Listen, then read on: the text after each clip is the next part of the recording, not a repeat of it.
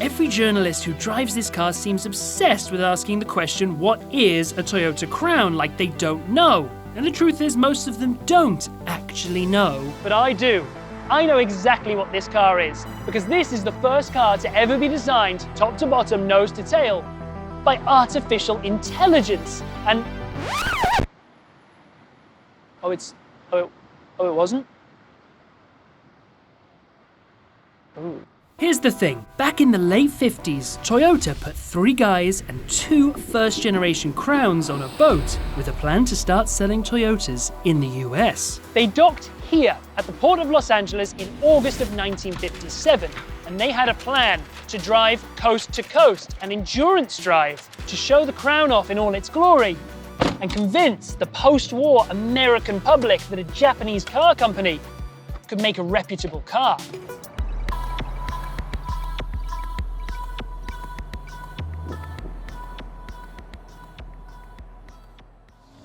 Los Angeles to New York, that was the plan. However, the Crown, which had a top speed of just 75 miles per hour, let's not forget, had never driven anywhere near that fast in its life. So when it got onto the American highways, it struggled. In fact, it shook itself to pieces. It only made it as far as almost Las Vegas before the drivers deemed it too unsafe to continue. The trip was hastily abandoned, and in fact, Toyota withdrew from the US market for a further 4 years whilst they re-engineered their car for American roads. Now though, some 65 years after that first ill-fated trip, the Crown is back on American soil, and it's got a point to prove. So I had a brainwave. Why not recreate that famous coast-to-coast run in the new Toyota Crown? I wanted to do the full thing from LA to New York, but the budget would only stretch as far as Las Vegas, so that's where we're going. Which, to be fair, is still better than the original first-generation Crown managed, so there you go. We're going to at least Las Vegas. Along the way, I'm going to attempt to understand who is actually going to buy this car, because right now, I have to say, I have no idea. But let's begin with the facts. Toyota has seen the sedan market, a market they have owned for generations, shrink dramatically, and they've seen the SUV market explode. And having seen even the uber hardcore sedan buyers begin to migrate away into taller cars, they decided to offer a sedan with SUV leanings. Okay, we've fought our way through the LA traffic. We're in the high desert. We've clocked about 100 miles. I've had some time to digest the Crown's interior, and you know what? I quite like it. It's Lexus Light is what it is, which is no bad thing. Very ergonomic, very sort of sparse but considered design touches. Something else I really like about the interior is the seating position.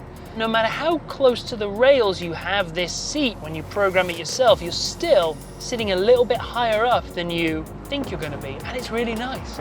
We've got heated and ventilated front seats and a heated steering wheel, which, and this is a cool touch, can be controlled automatically. So just like with your air conditioning where you throw it in auto, it'll do the same with your heated and cooled seats and with your steering wheel, which I like.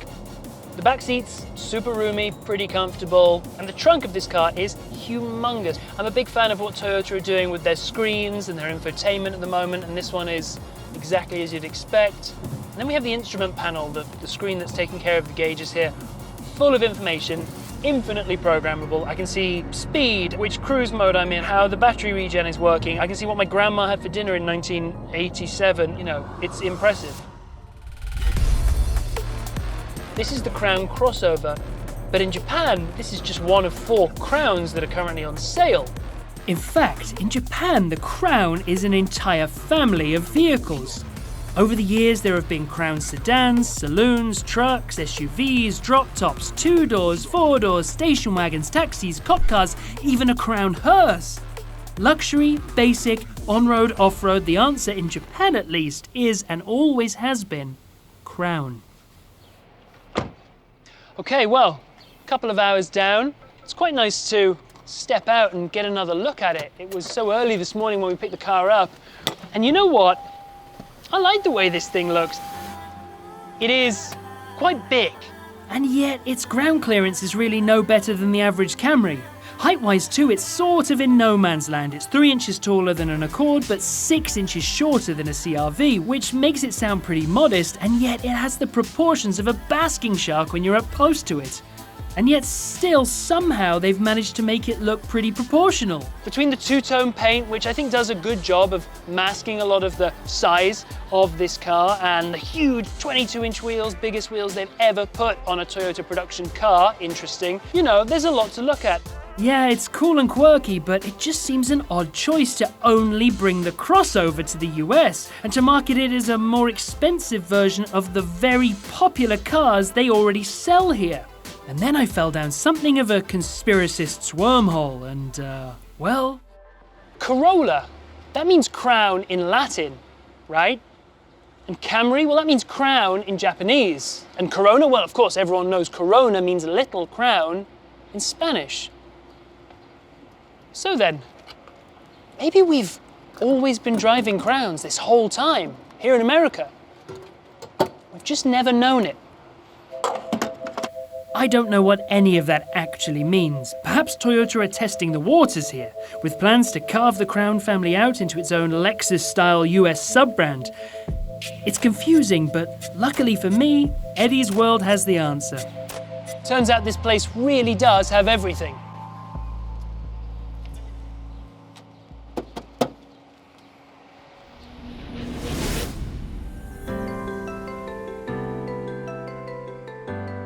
It's a very comfortable cruiser, power's there when I need it, and it is just so refreshing to be in a sedan. There should be more cars on the road that look like this. There are 3 different trim lines of the Crown. This is the nicest, but it is also the most expensive. This is the Platinum Edition, the upscale, upmarket version, and because of that, we got a bunch of things that are different to the lower spec models. I think we should probably get off highways, find a road with a few twists and turns, and then see how the Crown stacks up there. Okay, we've made our way off the highway. Let's check out these driver modes. There are 6 different driver modes. Sport S, gauges go red. It's got some pickup, okay.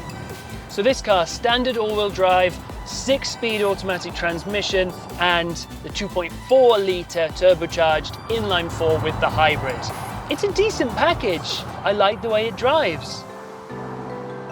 This wet clutch 6-speed, it's got a little bit more, whoa, got a little bit more, it's got a little bit more about it. Okay, this road ain't messing around. This car's engine is good for 235 horsepower, and then the remaining 105 or so come from the 2 electric motors. In our testing, the Toyota Crown achieved a 0 to 60 mph time of 5.7 seconds and managed the quarter mile in 14.4 seconds at a speed of 96.1 miles an hour.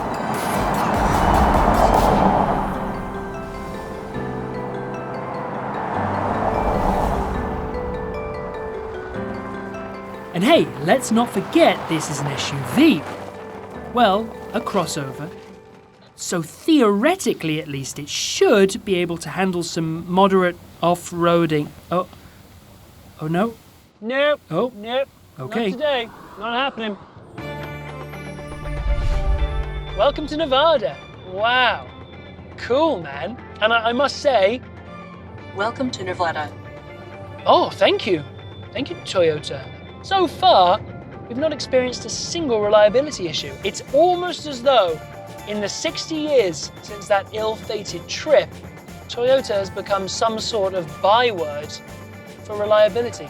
I just wonder what the driver of that first generation Crown was feeling 200 odd miles into his journey. I was worried just like this, and the windshield was gonna break, and all this gonna... I mean, it must have been terrifying.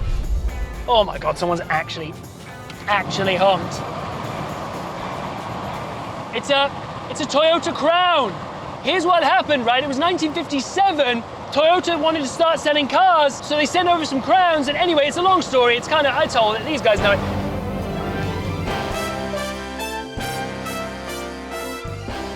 All right, Vegas. Welcome to Vegas, we made it. Oh my goodness me. What a nice trip. The Crown hoovered up the highway miles and got plenty of interest along the way. Most people just told me how weird it looks, but you know what? That's fine.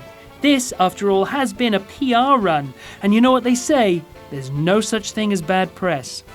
I'm so happy that Toyota brought this car to market, and whilst it was a bit of a rogue decision to bring this kind of quasi-crossover sedan version of the Crown, I'm still happy that the Crown is here, and I'm happy that more sedans are going to be on our streets, even though, let's be honest, Toyota are probably going to sell about 8 of these. But you know what? That's fine by me, because those 8 guys are going to look after those Crowns fastidiously. They're going to service them in the dealerships, and they're never ever going to hit the red line. And in a few years' time, I'm going to buy one of those Crowns second-hand for a fraction of the MSRP. Result.